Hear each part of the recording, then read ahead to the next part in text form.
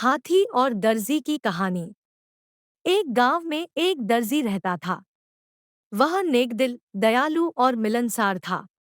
सभी गांव वाले अपने कपड़े उसी को सीने दिया करते थे। एक दिन दर्जी की दुकान में एक हाथी आया। वह भूखा था। दर्जी ने उसे केला खिलाया। उस दिन के बाद से हाथी रोज दर्जी की दुकान में आने लगा। दयालु दर्जी उसे रोज केला खिलाता। बदले में हाथी कई बार उसे अपनी पीठ पर बिठाकर सैर पर ले जाता। दोनों की घनिष्ठता देखकर गांव वाले भी हैरान थे। एक दिन दर्जी को किसी काम से बाहर जाना पड़ा। उसने अपने बेटे को दुकान पर बिठा दिया। जाते जाते वह उसे केला देते हुए कह गया कि हाथी आए तो उसे खिला देना। दर्जी का बेटा बड़ा शरारती था। दर्जी के जाते ही उसने केला खुद खा लिया। जब हाथी आया तो उसके शैतानी दिमाग में एक शरारत सूझी। उसने एक सुई ली और उसे अपने पीछे छुपाकर हाथी के पास गया। हाथी ने समझा कि वह केला देने के लिए आया है, इसलिए अपनी सूंड आगे बढ़ा दी। उसके सूंड बढ़ाते ही दर्जी के बेटे ने उसे सुई चुभो दी। हाथी दर्द से बिलबिला उठा। ये देखकर दर्जी के लड़के को बड़ा मजा आया और वह ताली बजाकर खुश होने लगा।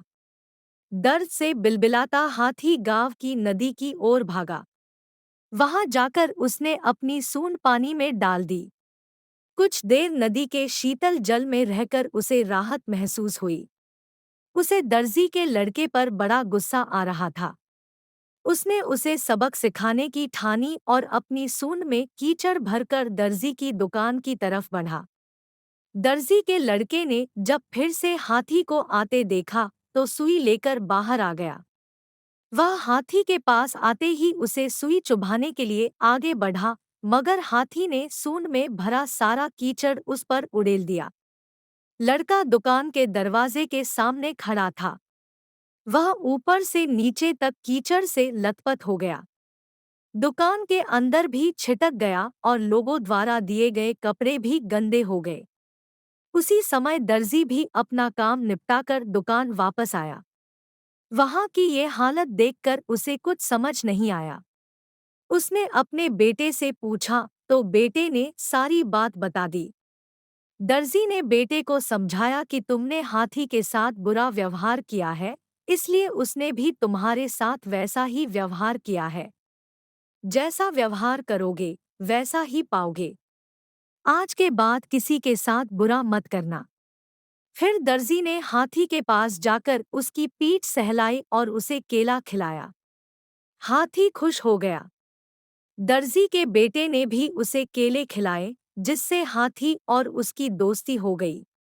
उस दिन के बाद से हाथी दर्जी के बेटे को भी अपनी पीठ पर बिठाकर घुमाने लगा।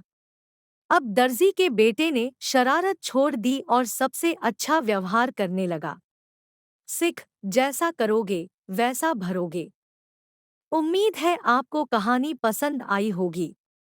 अगर कहानी पसंद आई तो लाइक और शेयर करें और ऐसी इंटरेस्टिंग कहानियाँ सुनने के लिए चैनल को सब्सक्राइब करें।